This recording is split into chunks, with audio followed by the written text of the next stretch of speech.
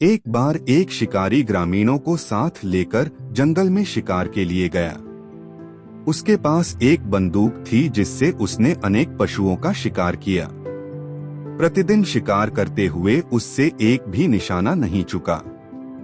यद्यपि गांव वालों ने स्वयं एक भी पशु का शिकार नहीं किया था, फिर भी उन्होंने शिकारी को उसका भाग देने से मना कर दिया। जब उस शिकारी से ग्रामीणों ने एक बड़ी हिरनी को मारने के लिए कहा तो शिकारी ने जानबूझकर निशाना गलत साधा और उस हिरनी को छोड़ दिया। इसके पश्चात गांव वालों से निराश होकर उसने गांव छोड़ दिया और यात्रा पर चल दिया। रास्ते में एक सांप मिला जिसने भिखारी का रूप धारण कर लिया और शिकारी से पूछा कि वह कहाँ जा रहा है। शिकारी ने उत्तर दिया, मैं यात्रा पर जा रहा हूँ। भिखारी बोला, मैं भी यात्रा पर जा रहा हूँ, तो क्यों न हम साथ चलें। शिकारी ने भिखारी को साथ लिया और वे चल दिए। कुछ आगे जाकर उन्हें एक मनुष्य मिला। वास्तव में वह एक मेंढक था जो मनुष्य का रूप धारण करके सामने आया था। उसने उन यात्रियों से पूछा कि वे कहाँ जा रहे हैं। भिखारी ने उत्तर दिया, हम यात्रा पर जा रहे हैं। और इस प्रकार मानव रूपी मेंढक को साथ लेकर वे पुनः चल दिए। थोड़ा आगे राह में वही हिरनी मिली जिसे शिकारी ने नहीं मारा था।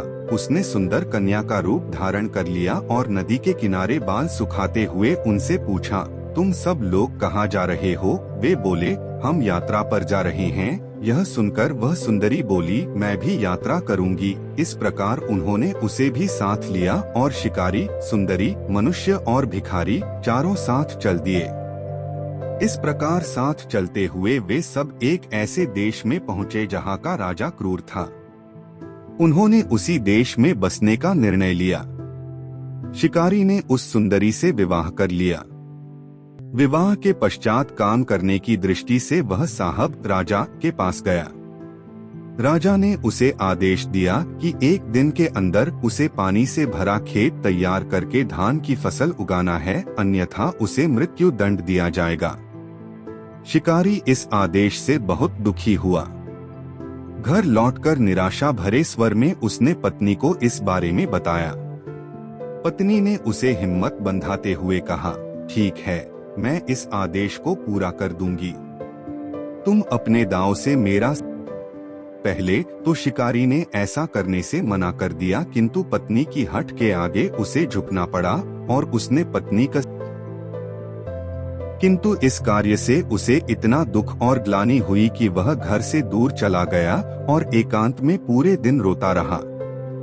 दूसरी ओर मायावी हिरनी ने खेत बनाकर उसमें चावल उगाया। फिर वह घर लौट आई और खाना बनाकर अपने पति की प्रतीक्षा करने लगी। जब काफी समय बीत गया और वह घर न लौटा तो पत्नी ने मेंढक मानव तथा भिखारी को उसको खोज कर लाने का आदेश दिया। वे दोनों उसे खोजने निकले। कठिनाई से शिकारी को खोज सके, किंतु वह घर नहीं आना चाहता था। अंततः वे उसे उठाकर घर ले आए।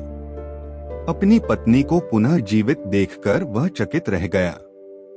पत्नी ने उससे पूछा, तुम घर क्यों नहीं आ रहे थे। उसने बताया, क्योंकि मैंने तुम्हारे हाथों में बहुत दुखी था।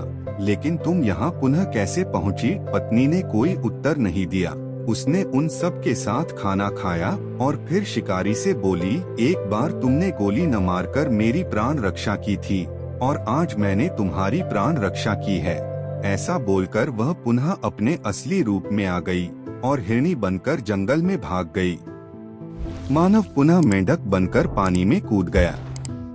भिखारी भी सांप का रूप लेकर झाड़ियों में गायब हो गया। शिकारी पुनः अकेला यात्रा पर चल दिया।